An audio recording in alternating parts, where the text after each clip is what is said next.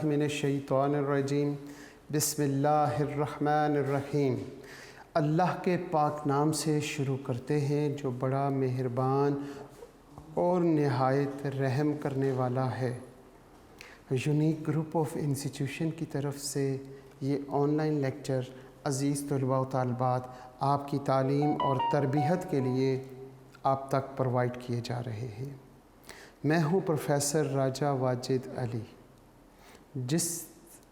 आप सब बच्चे मुझसे स्टैटिस्टिक्स यानी शुमारियात पढ़ते हैं। हमारी क्लास फ़र्स्ट ईयर की है और फर्स्ट ईयर में हम सेकंड 50% का चैप्टर नंबर 7 कर रहे हैं और चैप्टर नंबर 7 का नाम है प्रोबेबिलिटी। आज हम इंशाअल्लाह क्वेश्चन नंबर 11, 12, 13 और उम्मीद है कि 14 क्वेश्चन भी इस लेक्चर में कंप्लीट कर लेंगे। इस तरह हमारे पहले 2 पेजेस कंप्लीट हो जाएंगे। हस्बे मामूल हम अपने लेक्चर का आगाज़ ज़िंदगी और मौत की दुआ से करेंगे। अल्लाहुम्मा, ए मेरे प्यारे अल्लाह, उर्ज़ुक़नी, हम सब को अता कर, अल हयाते सआदतन, अल हयाते सआदतन वल मौते शहादतन। ए अल्लाह, आप हम सब को अता करें ज़िंदगी सआदत वाली। सआदत वाली ज़िंदगी हम उसे कहते हैं जो मान के चली जाए। मानी किसकी जाए? मैंने 4 हस्तियों का ज़िक्र किया हुआ है। जिसने आपको पैदा किया, अल्लाह। जिसके लिए पैदा किया, अल्लाह के प्यारे हबीब हज़रत मोहम्मद सल्लल्लाहु अलैहि वसल्लम। जिनके ज़रिए पैदा किया यानी कि वालिदैन। और नंबर 4, जो आपको ज़मीन की पस्तियों से आसमान की बुलंदियों तक लेके जाने वाले हैं, वो हैं नंबर 4 उस्ताद कराम। इन 4 हस्तियों की मान के ज़िंदगी गुजारी जाए तो उस ज़िंदगी को कहते हैं सआदत वाली ज़िंदगी। अल्लाह की हर बात मान ली जाए, जिससे रोका जाए उससे रुक जाएं, और जिसका हुक्म दिया जाए उसे उस पर मामूल बना लें उसको करने का। अल्लाह के प्यारे हबीब हज़रत मोहम्मद सल्लल्लाहु अलैहि वसल्लम ने जो हुक्म दिया, जिस तरह ज़िंदगी बसर करके दिखाई प्रैक्टिकली, उस ज़िंदगी पर चलना सआदत वाली ज़िंदगी है। ए अल्लाह, तूने हमें ज़िंदगी अता की तो इस ज़िंदगी को सआदत वाली ज़िंदगी बना, अपना फरमाबरदार बना दे। अपने नबी, प्यारे नबी हज़रत मोहम्मद सल्लल्लाहु अलैहि वसल्लम की इताअत और फरमाबरदारी अता कर दे। उनके बताए हुए रास्ते पे चलने की तौफीक अता फरमा दे। अपने वालिदैन की आँखों की ठंडक बनने की तौफीक अता फरमा। हम जो काम करें हमारे वालिदैन उससे खुश हों, और जिस काम से हमारे वालिदैन और हमारे उस्ताद कराम रोकें, और जो करने को कहें वो करें, और जिससे रोकने को कहें उससे रुक जाएं, तो ऐसी ज़िंदगी सआदत वाली ज़िंदगी होती है। तो हम अपने रब से अल हयात सआदतन, ज़िंदगी सआदत वाली मांग लेते हैं। फिर इसी दुआ में मैं एक और दुआ बच्चों को याद करवाता हूँ कि हम क्यों ना अल्लाह से कहें कि ए मेरे अल्लाह, हम सआदत वाली ज़िंदगी पे चलना चाहते हैं लेकिन हालात हमें चलने नहीं देते।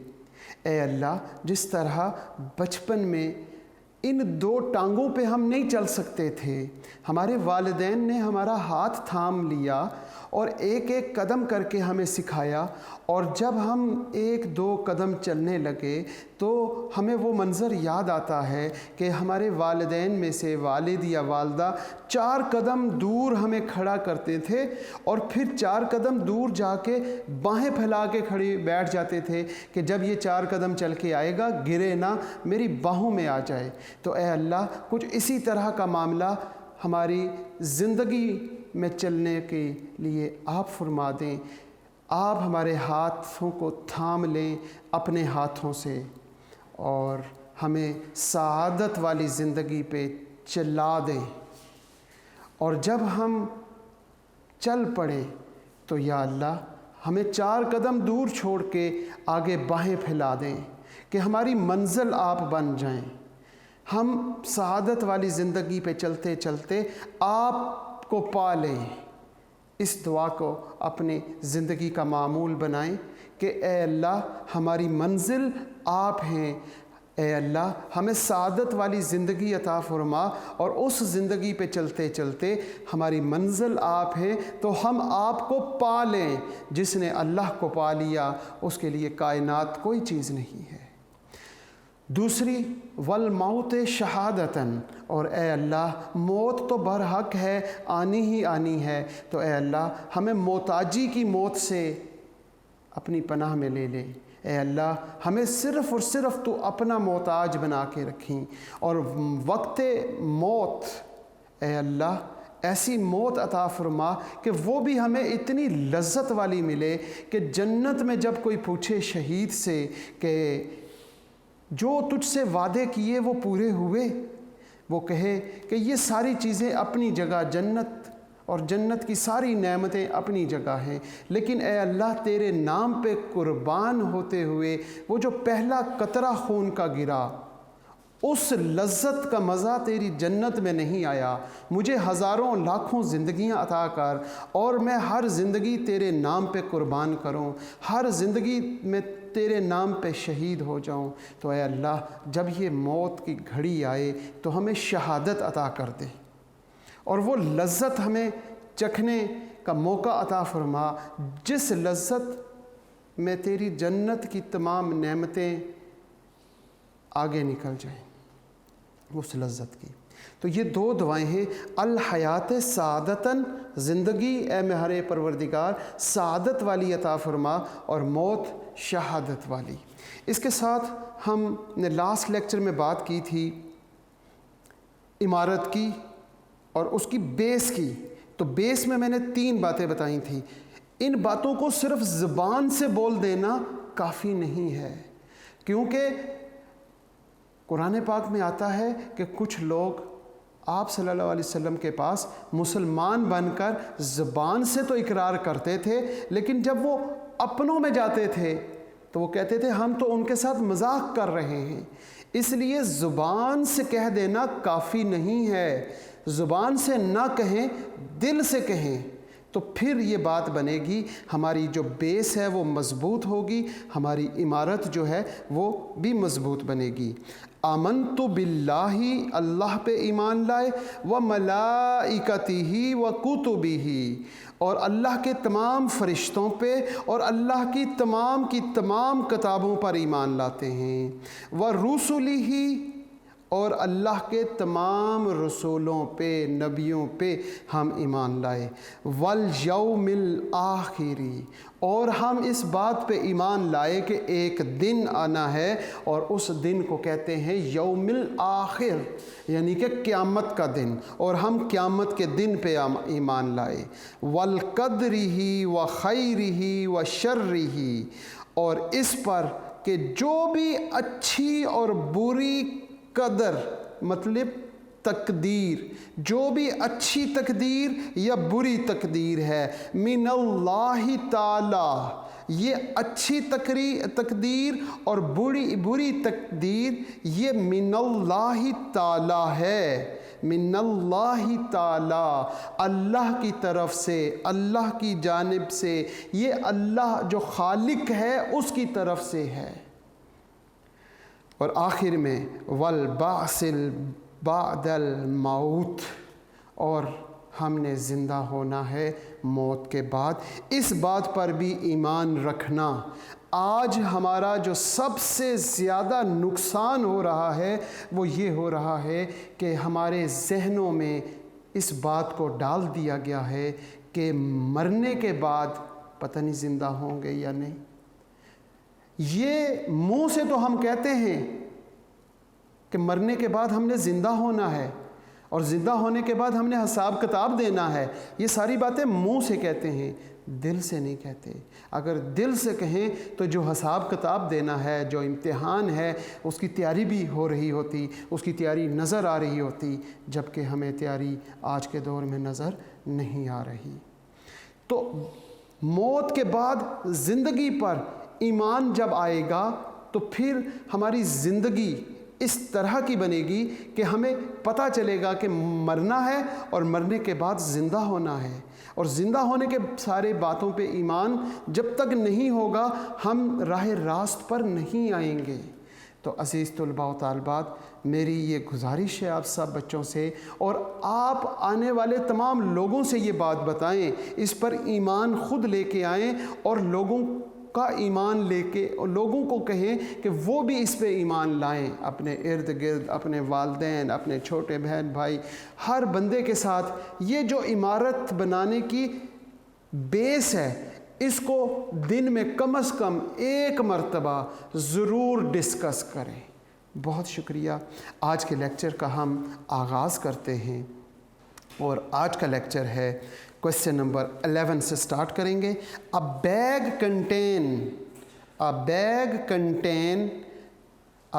Contain white 9 balls and 12 black ball. हमारे पास एक बैग है जिसमें 9 वाइट एंड 12 ब्लैक बॉल्स हैं। White 9, 12 black balls. क्वेश्चन सब बच्चों को मालूम है 7.11। अच्छा जी, बाज़ किताबों में ये क्वेश्चन नंबरिंग चेंज है। क्यों? क्योंकि जैसे ही एक नया साल का पेपर आता है, उस साल के पेपर में से जो क्वेश्चन प्रोबेबिलिटी में से आया उसको यहाँ पे एडजस्ट करते हैं, और एडजस्ट करने में एक गलती करते हैं कि उसको एंड पे लिखने के बजाय दरमियान में कहीं लिख देते हैं। जब वो दरमियान में क्वेश्चन ऐड करते हैं तो क्वेश्चंस की नंबरिंग हर साल की जो बुक है उसमें थोड़ी सी आगे पीछे कर दी जाती है। अगर आपको क्वेश्चन नंबर जो मैं यहाँ पे लिख रहा हूँ वो एज़ इट इज़ आपकी किताब में ना मिले तो उससे ऊपर या उससे नीचे आगे पीछे कहीं देखें, वो लाजमी सवाल आपकी बुक में मौजूद होगा। मेरे पास जो क्वेश्चन नंबर 7.11 है वो लिखा हुआ है अ बैग, एक bag contain 9 white and 12 black balls, 9 white and 12 black balls. Find the probability of drawing 5 black balls. Total ball कितने हो गए? टोटल ड्रॉन 9, एक 10, 20 और एक 21, 21 हो गए। ड्रॉ कितने किए? Find the probability of drawing 5 black balls.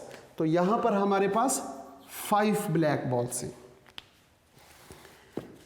अब हम क्या करते हैं, 5 ब्लैक बॉल्स हैं,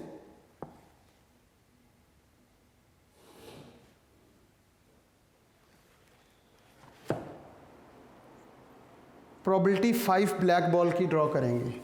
प्रोबेबिलिटी 5 ब्लैक बॉल ड्रॉ हो जाए। टोटल आउटकम कितने बनेंगे हमारे पास? 21C5। 21 टोटल थे, उनमें से हमने 5 गेंदें निकाल ली, तो 21C5। कैलकुलेटर पे जब आप 21 लिखेंगे फिर C लिखेंगे, शिफ्ट और डिवाइड का बटन C आ जाएगा। 21C5 20349, यहाँ पे जवाब आ जाएगा 20349, 20349। ऊपर क्या लिखेंगे? पांचों के पांचों ब्लैक बॉल आए, ब्लैक बॉल है 12, तो यहाँ लिखेंगे 12 हमारे पास ब्लैक बॉल है, उनमें से 5 आ गए। ये 9 में से कितने आए? फिर हमने तो 5 गेंदें निकाली और पांचों की पांचों ब्लैक आई, तो वाइट फिर कोई नहीं आई, 0 हो गई। अब हम देखते हैं कैलकुलेटर से जी, 12C5 का आंसर वो है 792। इसका आंसर आ जाएगा 792 और 9C0 इसका आंसर आ गया 1। अब इन्हें मल्टीप्लाई करेंगे, 792 इंटू 1 इट्स 792 डिवाइडिंग बाई 20349 और ये आपका आंसर आ गया। नेक्स्ट क्वेश्चन पढ़ें। नेक्स्ट क्वेश्चन है जी 12। उसमें वो कहता है from a bag containing 5 white 3 black ball. अब हमारे पास क्वेश्चन नंबर 12 है, 5 वाइट और 3 ब्लैक बॉल हैं। टोटल बॉल आपको मालूम है 5, 6, 7, 8 हो गए और ड्रॉ कितने किए? मेरा ख्याल है कि 2 लिखा हुआ है, देख लेते हैं। From a bag containing 5 white and 3 black ball, 5, 6, 7, 8, total ball 8 हो गई। 2 आर ड्रॉन एट रैंडम, इसमें से 2 गेंदें आपने निकाली। फाइंड द चांस, चांस कहते हैं प्रोबेबिलिटी को। आपको याद होगा कि प्रोबेबिलिटी की डेफिनेशन में मैंने बताया था, a game of chance. Chance किसे कहते हैं? प्रोबेबिलिटी को। तो कहता है फाइंड द चांस, या प्रोबेबिलिटी पूछा जाए, that they are both of the same colour, दोनों के दोनों जो हैं वो सेम कलर हों। प्रोबेबिलिटी किसकी पूछी जा रही है आपसे? प्रोबेबिलिटी पूछ रहा है probability of both are same colour.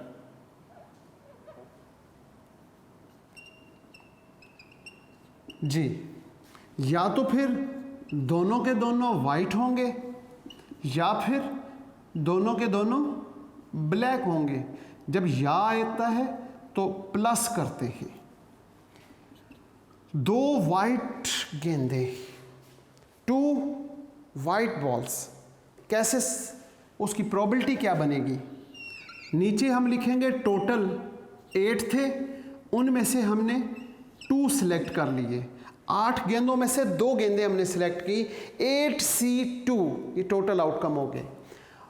अब वाइट हमारे पास 5, लेकिन इन 5 में से हमारे पास कितनी गेंदें आई? 2। इन 3 में से कितनी आई? शाबाश, 0, कोई भी नहीं। 2 गेंदें निकाली और दोनों की दोनों वाइट आ गई, तभी तो दोनों सेम कलर होंगी ना। दोनों की दोनों वाइट कलर की आ गई और जो ब्लैक कलर था वहां से कोई गेंद नहीं आई, लिहाजा लिखेंगे 3C0। अब हम यहां पे आते हैं 2 ब्लैक बॉल, टोटल आउटकम में तो वही लिखेंगे 8C2। अच्छा जी, पहले है वाइट, तो हम लिखेंगे 5 गेंदों में से हमारे पास कोई गेंद नहीं आई, 0, और 3 जो ब्लैक थी उनमें से हमारे पास 2 आ गई। अब हम देखते हैं जनाब कि 8C2 की वैल्यू आती है 28। 8C2 का आंसर जो है वो है जी 28 प्लस यहाँ पे भी 28। 3C0 ये 1 हो जाएगा। 5C2, जब आप 5C2 करते हैं तो वो आपके पास 10 आएगा। 5C2 इसका आंसर 10 आ गया। इसी तरीके से 5C0 आंसर 3C2, मुझे लगता है कि 3 आएगा। अब हम यहाँ पे 10/28 प्लस 3/28, अब यहाँ पे हम लिखेंगे 28, 10 प्लस 3, तो यहाँ पे आ जाएगा 13/28 और ये आपका आंसर है। और क्वेश्चन नंबर 12। क्वेश्चन नंबर 13 करने से पहले हम क्वेश्चन नंबर 14 करेंगे और फिर उसके बाद क्वेश्चन नंबर 13 करेंगे। क्वेश्चन नंबर 14 जो है वो कुछ इसी तरह का है जिस तरह हमने ये क्वेश्चंस किए हैं, इसलिए उसे पहले कर लेते हैं। इन अ poker hand, in a poker hand consisting of 5 cards, what is the probability of holding 2 ace and 2 king and 5 spades? Poker hand is a game of playing cards. Playing cards हमारे पास 52 हैं और इन 52 कार्ड्स के साथ हम कितनी games खेल सकते हैं, टाइप्स ऑफ गेम्स या नंबर ऑफ गेम्स। तो प्लेइंग कार्ड्स में 52 गेम्स हैं। अगर एक बंदा है तो अकेला बंदा जो है वो भी प्लेइंग कार्ड्स के साथ खेल सकता है, ऐसी गेम भी है। 2 अगर पर्सन्स हैं तो 2 पर्सन्स की गेम भी है, 3 की भी, 10 पर्सन्स हैं तो एट अ टाइम 10% इकट्ठे भी खेल सकते हैं। और अगर 52 पर्सन्स हैं तो 52 पर्सन भी एट अ टाइम एक प्लेइंग कार्ड के साथ खेल सकते हैं, ऐसी गेम भी है। लिहाजा प्लेइंग कार्ड्स में कितनी गेम्स हैं? 52 कार्ड्स हैं और 52 ही गेम्स हैं। और उनमें से एक गेम का नाम पोकर हैंड ये है। इसमें हमारे पास हर पर्सन को हमने 5-5 कार्ड देने होते हैं। इस क्वेश्चन में ये कंडीशन लगी हुई है कि in a poker hand game consisting of 5 cards, हर बंदे को कितने कार्ड दिए? 5 कार्ड, यानी कि ड्रॉ कितने हुए? 5 कार्ड ड्रॉ हुए। अब पहला पार्ट है जी 2 एस एंड 2 किंग। क्वेश्चन है जी 14 एस। एस हमारे पास कितने होते हैं? 4। किंग कितने होते हैं? वो भी 4। अगर ये 4 और ये 4 निकल जाएं तो अदर किंग और एस के अलावा वो मेरा ख्याल है 44 हो जाएंगे और टोटल 52। और सिलेक्ट कितने किए या ड्रॉ कहते हैं? 5 कार्ड ड्रॉ किए। ठीक है जनाब, ये है इसका first part. Probability 2 S and 2 king. नीचे क्या लिखेंगे हम? शाबाश बताएं। टोटल कार्ड 52 है और ड्रॉ कितने किए? 5। तो नीचे आ जाएगा 52C5। जो 5 कार्ड किसी एक बंदे ने सिलेक्ट किए उनमें से 2 क्या हो? एस। 2 एस। एस होते हैं 4, हम लिखेंगे 4 एस थे, उनमें से 2 और 2 ही किंग होने चाहिए। तो इन 4 में से हमारे पास कितने कार्ड्स आ गए? 2। लेकिन हमने तो 5 कार्ड्स ड्रॉ किए थे। 5 कार्ड ड्रॉ किए, 2 उसमें एस आ गए, 2 उसमें किंग आ गए। बाकी 44 में से मेरे पास कितने कार्ड आए? 44 में से मेरे पास कार्ड आ गए 1। अब आप कैलकुलेटर से सॉल्व करेंगे। 52C5 तो वो आपके पास आंसर आएगा 2598। आपके पास क्या आंसर आएगा? 259896 2598960 ये आएगा 52C5 करने से। अब आप 4C2 करें। 4C2 यहाँ पे आप जल्दी से कैलकुलेटर निकालें और 4C2 करके देखें क्या जवाब आता है। 4 शिफ्ट के साथ डिवाइड का बटन क्लिक करेंगे और 2 कर दें तो ये तो आपके पास 6 आएगा। 4C2 ठीक है, ये आपके पास क्या आ गया? 6। फिर 4C2 ये भी 6 आ गया। 44C1 ये आपके पास 44 आ गया। अब आप 44 इंटू 6 करते हैं। असल में यहाँ पे मेरे पास जो कैलकुलेशन है उसमें उसने टोटल लिखा हुआ था और वो टोटल था 1584। मैं सोच रहा था ये कैसे आएगा, अब मुझे समझ आई 6 इंटू 6 इंटू 44 करेंगे तो 1584 वो सही है जी। आपके पास 1584 और डिवाइडिंग बाय 2598960। अब इसको कैलकुलेटर से डिवाइड करके पॉइंट्स में भी लिख सकते हैं और इसकी सिंपलेस्ट फॉर्म भी लिख सकते हैं। जब इसे कैंसिलेशन करेंगे तो आंसर आ जाएगा 33 ओवर, जब इसकी सिंपलेस्ट फॉर्म देखते हैं तो 33 ओवर 54145 ये आपका आंसर है। पॉइंट्स में देखेंगे तो प्रोबेबिलिटी की वैल्यू जो है इट्स ऑलवेज बिटवीन 0 एंड 1। 0 और 1 के दरमियान में अगर प्रोबेबिलिटी का आंसर है तो फिर तो आपका क्वेश्चन सारा ठीक है, और अगर 0 से कम आ जाता है यानी कि माइनस में आ जाता है, या 1 से ज़्यादा आ जाता है यानी कि 1.3 या 3.6, तो वो फिर क्वेश्चन चेक करने की ज़रूरत नहीं होती, उस पर क्रॉस लगता है।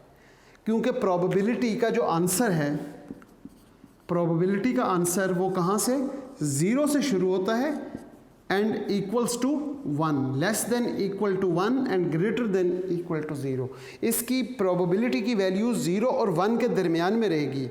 अगर आपका आंसर 1 से ज़्यादा हो जाता है तो फिर हमें क्वेश्चन चेक करने की ज़रूरत नहीं होती, हम वहाँ पे सिंपल क्रॉस लगा देते हैं। अच्छा जी, इसका जो नेक्स्ट पार्ट है वो कहता है 5 स्पेड्स।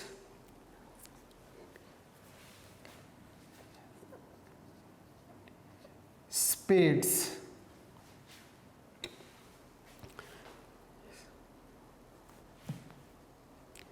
अगर आपके पास स्पेड्स कितने होते हैं आपको पता है? वो होते हैं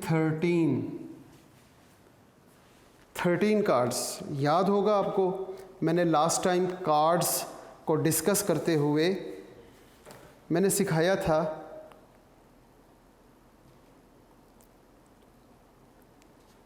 जी, टोटल कार्ड 52 होते हैं, 13 उनमें स्पेड होते हैं, 13 क्लब, 13 हार्ट एंड 13 डायमंड। अब हम बात करते हैं स्पेड कार्ड्स की, तो स्पेड कार्ड्स 13 हैं और नॉट स्पेड या अदर देन स्पेड वो 39 है। टोटल कार्ड कितने हो गए? 52। और ड्रॉ कितने किए? 5 कार्ड्स। सेकंड पार्ट इसका है, वो कहता है पांचों के पांचों कार्ड स्पेड कार्ड्स हों। Probability of 5 cards are spades. Total क्या लिखेंगे हम? 52C5। स्पेड कार्ड्स 13 हैं, 13C5, 39C0। 39 में से कोई भी कार्ड नहीं आया, और जो 13 कार्ड स्पेड्स के थे उनमें से हमारे पास कितने कार्ड्स आ गए? उनमें से हमारे पास कार्ड्स आ गए 5। अब आप जब सॉल्व करेंगे 13C5 तो आंसर आएगा 1287 और 39C0 आंसर 1 आ गया। 52C5 वो आपके पास 2598960। अब आप इसको जब इससे मल्टीप्लाई करेंगे तो 1287 ओवर 2598960। इसको सिंपलेस्ट फॉर्म में करेंगे तो वो 33/66640 आ जाएगा। यहाँ पे क्या लिखेंगे? 33/66640। ये आपका आंसर है। ये क्वेश्चन नंबर 14 हमने किया है, उसका फर्स्ट पार्ट ये और सेकंड पार्ट ये। उम्मीद करता हूँ कि बच्चों को समझ आ गया होगा।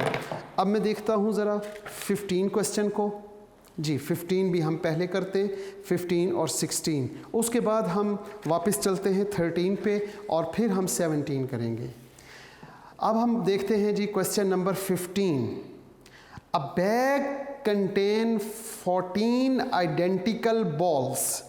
A bag contain 14 identical balls. हमारे पास जो बैग है उसमें 14 आइडेंटिकल बॉल्स हैं.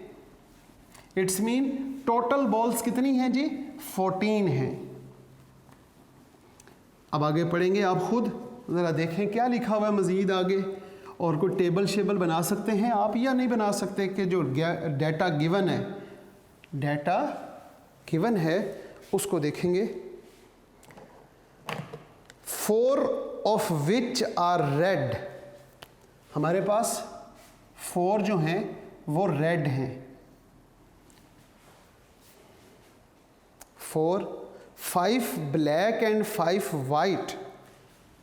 5 ब्लैक एंड 5 वाइट बॉल.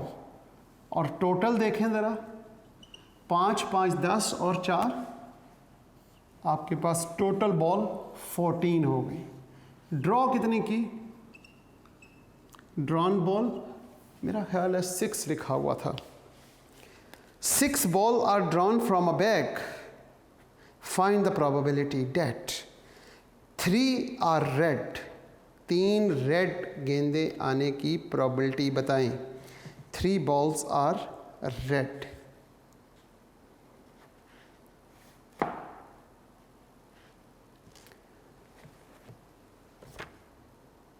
कैसे सॉल्व करेंगे? 3 are red. Probability first part, 3 red balls. नीचे क्या लिखेंगे? 14C6.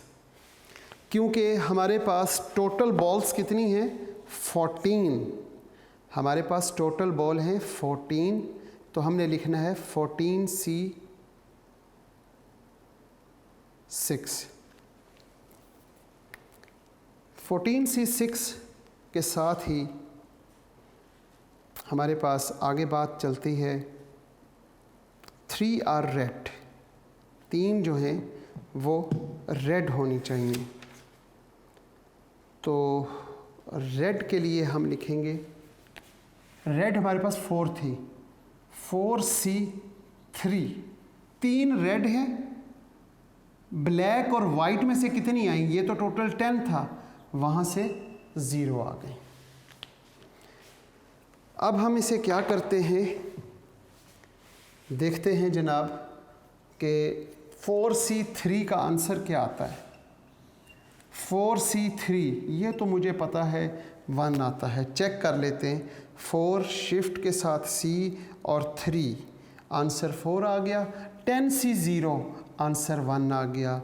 अब हम देखते हैं 14C6, ये हमारे पास 3003. It's mean 4/3003. ये आपका आंसर है. सेकंड पार्ट क्वेश्चन में ये पूछता है एटलीस्ट 2 आर वाइट. प्रोबेबिलिटी बताएं. At 2 are, at least 2 are white का क्या मतलब है? कम से कम 2 वाइट हों.